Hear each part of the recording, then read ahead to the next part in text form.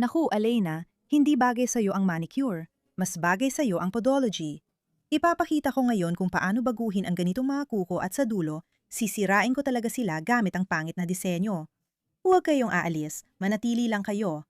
Ganito ang panimulang kuko. Paano ko ba sasabihin? Normal lang ang panimulang kuko. Karaniwan at typical. Oo, medyo may kaunting pag-angat lang. Tatanggalin natin ang malalaking palamuti. Kinuha ko yung luma at pudpod na nipper. Hindi yung paborito kong pang pedicure.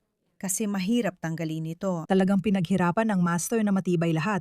May kaunting lifting pero di problema. Maingat natin itong aalisin kasama ng free edge. Sa manicure, di ko na ito pagtutuunan ng pansin. Dito, lilinisin natin ang cuticle, gagawa ng hiwa.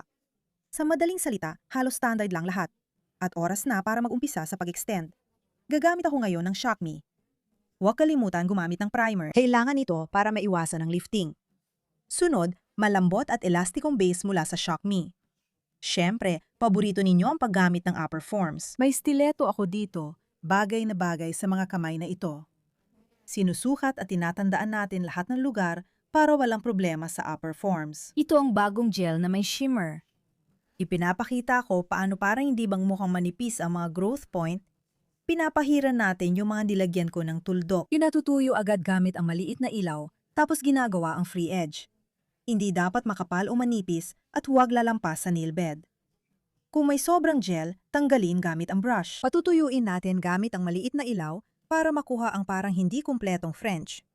Sunod, ilalagay natin ang pangkapit na patak bilang pundasyon ng lahat. Tuyo na ang base undercoat natin, kaya ilagay na ang upper form sa mga kuko.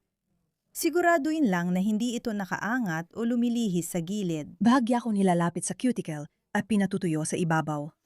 Para pag binaliktad ang daliri, maayos ko pa ang ilalim ayon sa magkabilang gilid.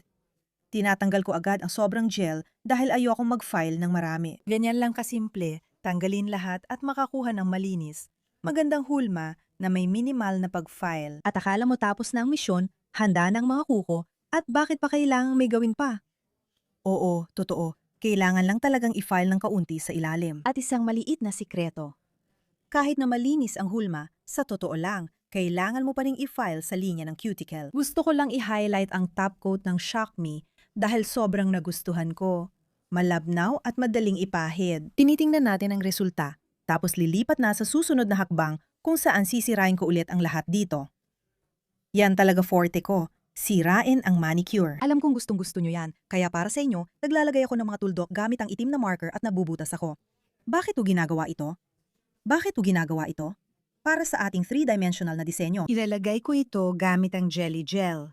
Maingat kong ikinakabit at pinatutuyo gamit ang maliit na ilaw dahil mabigat ang disenyo at kailangan talagang panhirapan. Pwede mo ring tulungan ang kliyente na patuyuin ito. Para manatili ang buong disenyo, siguraduhin na lagyan ng makapal na top coat sa paligid. Kailangan lagyan ng kahit ano para hindi sumabit.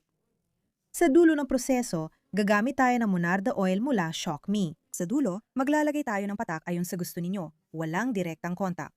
Wala namang nakasulat sa sanpin tungkol sa brush ng oil. Pero pag-uusapan natin mamaya. Ganito lumabas ang disenyo natin. Mag-comment kayo kung ano ang tingin ninyo rito. Alam ko, iniisip nyo na yan.